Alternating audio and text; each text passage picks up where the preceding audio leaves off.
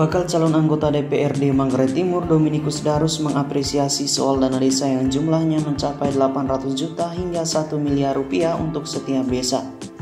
Tetapi ia mengkritik soal realisasi penggunaan dana desa.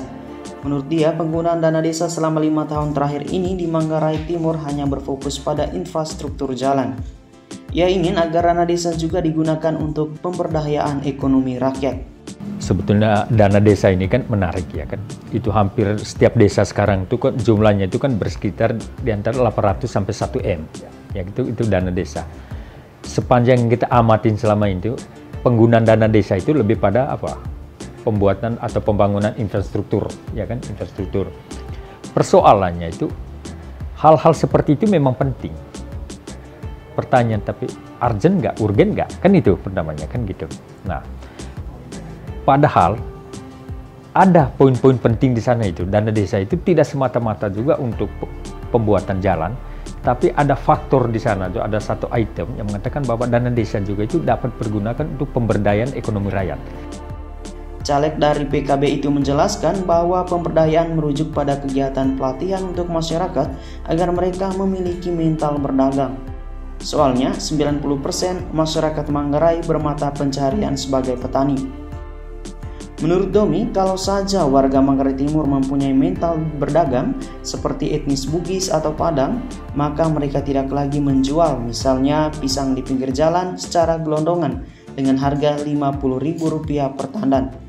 Tetapi mereka mengolah pisang itu menjadi keripik pisang sehingga pisang yang dijual per tandan seharga Rp50.000 menjadi Rp250 hingga Rp300.000.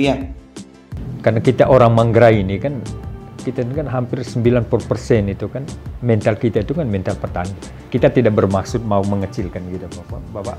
Jiwa dagangnya kita orang Manggarai itu kan masih kalah jauh dibandingkan daerah lain. Misal kita sebut dengan etnis Bugis, Batak, Padang atau Jawa itu. Ini kembali kepada budaya itu tadi, budaya pertanian itu. Nah, kalau bicara pemberdayaan itu kan di sana kan ada sentuhan marketingnya kan, ada sentuhan bisnisnya itu kan.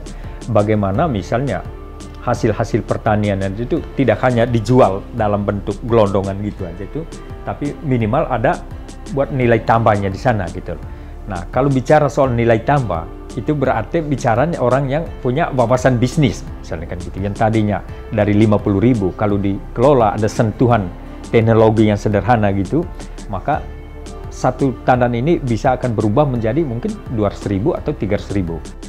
Karena itu kalau terpilih menjadi anggota DPRD, Domi berjuang agar penggunaan dana desa tidak hanya berfokus pada infrastruktur, tetapi juga pemberdayaan ekonomi rakyat. Fungsi utama legislatif itu kan di tiga poinnya kan, legislasi, budgeting, sama controlling, ya kan.